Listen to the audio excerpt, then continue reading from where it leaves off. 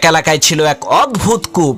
লোকেরা যখন ওই গহীন অন্ধকার কূপ থেকে পানি তোলার জন্য কূপের মধ্যে রশিতে বাঁধা বালতি নামিয়ে দিত, তখন ওই রশি ঠিকই থাকতো, কিন্তু বালতিটা কূপের মধ্যে উধাও হয়ে যেত। এই আশ্চর্য ভূতুরে কাণ্ড দেখে এলাকার সমস্ত লোকেরা বলা বলি করতে লাগলো যে নিশ্চিত এই কূপের মধ্যে জিন ভূত আছে। এলাকার সমস্ত গণ্যমান্য ব্যক্তিরা একত্রিত হয়ে দেশের বড় বড় কবিরাজদেরকে নিয়ে আসলো ওই কূপ থেকে জিন ভূত তাড়ানোর জন্য। কিন্তু দুঃখের বিষয়, কোনো কবিরাজই এই সমস্যার সমাধান করতে পারলেন না। অবশেষে সেই এলাকার একজন দুঃসাহসী বালক বলে উঠল, আমি এই কূপের ভেতরে নেমে দেখবো এর মধ্যে আছে কি। ছেলেটির এই কথা শুনে এলাকার সমস্ত লোকেরা হতভম্ব হয়ে গেল।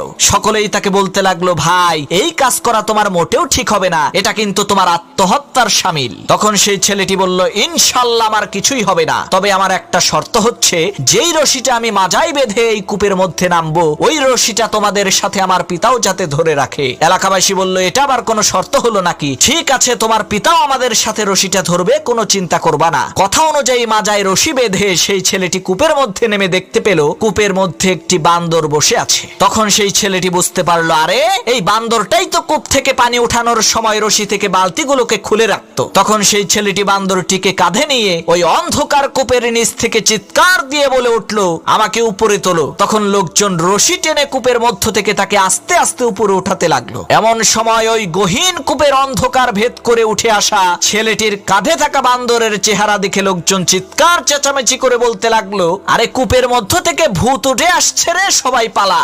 ভূতের কথা শুনে যে যার মতো এদিকে ওদিকে ছুটে পালিয়ে গেল। কিন্তু ওই ছেলেটির পিতা রশি ছেড়ে কোথাও গেল না, কারণ তার কলিজার টুকরা সন্তান যে ওই কূপের মধ্যে আছে, এ কারণে সে তার সমস্ত শক্তিকে একত্রিত করে রশি টেনে একাই তার সন্তানকে কূপ থেকে বের করলো। এরপর দেখা গেল তার ছেলে কূপের নিচ থেকে কাঁধে করে একটি বান্দর নিয়ে এসেছে। তখন সেই ছেলেটি তার পিতাকে বলল, বাবা আমি জানি আমার বিপদে সবাই পালিয়ে গেলেও তুমি কিন্তু পালাবে না, এজন্যই আমি শর্ত জুড়ে দিয়েছিলাম যে আমাকে টেনে তোলার রশিটা যাতে আমার পিতা ধরে রাখে। প্রিয় ভাইরা, এখান থেকে বোঝা যায় যে বিপদের মুহূর্তে সবাই আপনাকে ছেড়ে পালিয়ে যেতে পারে, কিন্তু আপনার মা বাবা আপনাকে বিপদে রেখে কখনোই পালাবে না ইনশাআল্লাহ।